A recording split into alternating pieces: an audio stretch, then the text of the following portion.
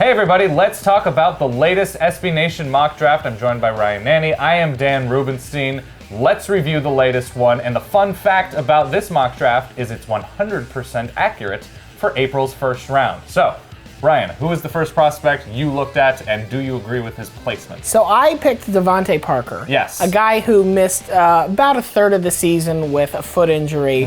And even though he only played 7 games, still managed to lead Louisville in receiving yards and receiving touchdowns. Extraordinarily productive. He was one of those players you could see when Louisville didn't have him, they were not the same offense. Yes. Sort of hard to tell where he's going to go in this draft because there are a number of name wide receivers that might go above him. But I think his versatility and his ball skills, he's not a pure speed guy necessarily. Makes plays. He is a playmaker, absolutely. Right. Very reliable hands.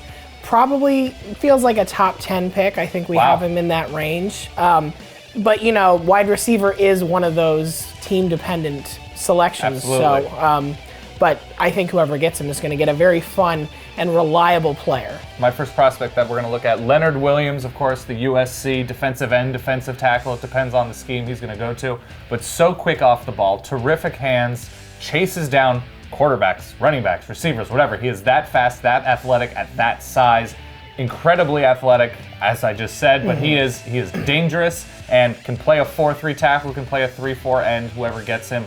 I can't imagine him leaving the top 5 is going to have a bedrock defensive lineman for years to come. And feels like he can keep getting better. Yes, which, absolutely. Given what he's been able to do. Still young, still raw, coming out as a third-year player. Yes. Who's next for you? In the same vein and in the same conference, the Pac-12, Shaq Thompson. Yes. The interesting thing about Shaq Thompson is that he's not the kind of player that you can say, all right, we're going to move this guy here, this guy there, and that will neutralize him. Yes. He is so fast and quick with decision-making that he's very rarely out of the play altogether. Right, he's very rarely also not the most athletic player on the field. Absolutely.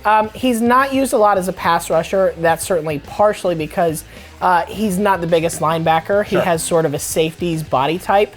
I think that really makes him more of an interesting weapon for NFL teams because he is the kind of guy that you can match up and say, all right, you're going to play a lot of coverage. You're going to be somebody who maybe feints a blitz and then drops back. Yep. He is a disruptor. Special teams usage all over the place. Yeah, if you want to get him in there on offense a little bit, absolutely he can do that. Very special player. All right, my next player, Cedric Ogbuehi, started the season at left tackle. Obviously, the long line of left tackles at Texas A&M, Jake Matthews, Luke Jokel, and now Ogbuehi, an athlete, I would say, at the tackle position. Not the most ferocious blocker, nor was he asked to be, because of that scheme. It's a lot of pass protection, and he was very quick, terrific feet, very good hands.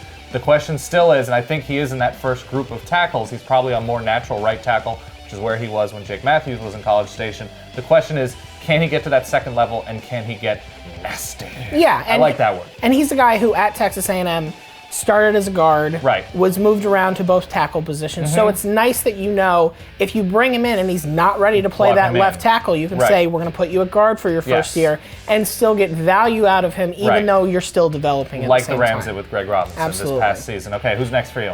Florida State defensive tackle. He's also played a bit of defensive end. Eddie Goldman. Yes. Big boy. Yes, he is. 320 pounds, but he does not move like a 320-pound man should. No. He's very fast. In that Clemson game, I mean, he was an absolute game changer. And he is good at clogging the middle, but not just doing that. He can get to the passer. Definitely has some development he needs to do, but I think it seems like a first-round talent, absolutely, and has room to grow as well. It's a question of where he will fit best, and, you know, he's such a talented kid that you hope he gets to a really good team that can use his strengths and discover new ones that we never knew we had. Still moldable, still raw coming out as a younger player. My final player, Maxx Williams, that would be Double X. Two X's, the tight end from Minnesota, who was a playmaker on a team that didn't have many of them. The passing Especially game in the passing game. That wasn't particularly polished, and his body control was outstanding. Made a number of very difficult plays to extend drives, very soft hands. Pretty good size, not the tallest tight end in this class, certainly not on the level of Eric Ebron, and what he was able to pose as sort of a wide receiver tight end hybrid last season. And of course, you know there's a team at the bottom of the first round, a team that goes deep into the playoffs, maybe in the second round, that's going to grab him, that he's just like that final missing piece. And of course, he's going to be excellent. Yeah, oh look, Bill Belichick found his latest toy, yes. and now he's racking up receiving yards and touchdowns. He works in perfect concert with Russell Wilson. Absolutely. Who could have seen that coming? Yes, all right. So those are the prospects for this week's mock draft that we went in depth with. Be sure to check out Future Consideration, our draft show, all draft season long on SB Nation. We've got position rankings, mock draft, and of course team needs each and every week leading up to the draft. We'll see you soon.